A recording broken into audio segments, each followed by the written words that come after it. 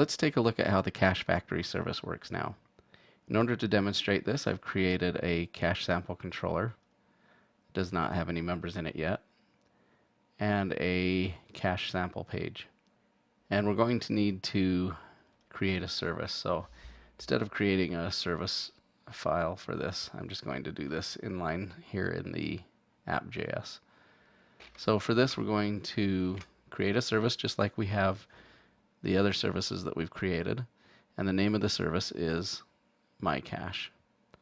But notice that we're taking in a cacheFactory in the function that we use to create this service. And to actually create the service, we call cacheFactory, and we give our cache a name, and we're going to call the cache myCache, and it's going to have a capacity of 3. And giving it a capacity of 3 actually causes it to act like an LRU cache, so it limits the size of the cache to 3 items. And we don't have to provide that. We can delete this right here, and we could create the service just like that. But we do want to limit it to 3 for this sample, so we'll leave that there.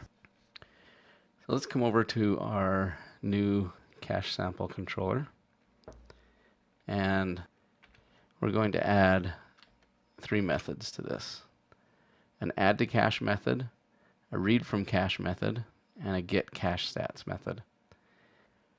Okay, so you can see that the add to cache method takes a key and a value, and we add that to the cache using the put method. And this is how the cache works. It's a set of key value pairs. And then read from cache does a get given a key, and then get cache stats just returns mycache.info. We'll show you what that returns here in a minute. So I need to inject my cache, which is my cache service. Now let's go over to the web page, and we're just going to put this HTML in here. So notice that we have added 2 input boxes, one for entering a key and one for entering a value, and then a button that when we click it calls that add to cache method that we just created on our controller, and it passes in the key and value that we provide in the input boxes. And then there's a third input box where we can type in a key to read, and then in the line right below that on the page we will show the value from the cache for that key. So when we type in key to read, that method read from cache will be called, and it will pass in the key to read. This is all just happening with the built-in Angular data binding.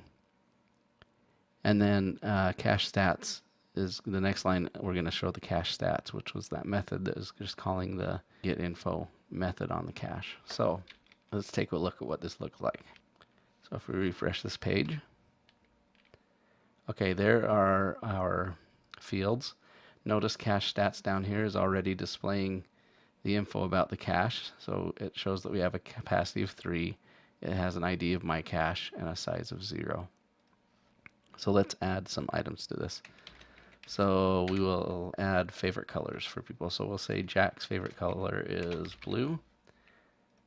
Notice we now have a size of 1 for our cache. Jill's favorite color is pink. Now our size is 2. John's favorite color is green. And Jane's favorite color is yellow. Okay, notice when we added that 4th one that the size didn't change because it has a max size, a capacity of 3. So which item is missing here? It is not Jane. Notice when I type in Jane here, we're data binding a field here to show the value of the cache. So notice that Jane's favorite color is still there, and John's favorite color is still there, and so is Jill.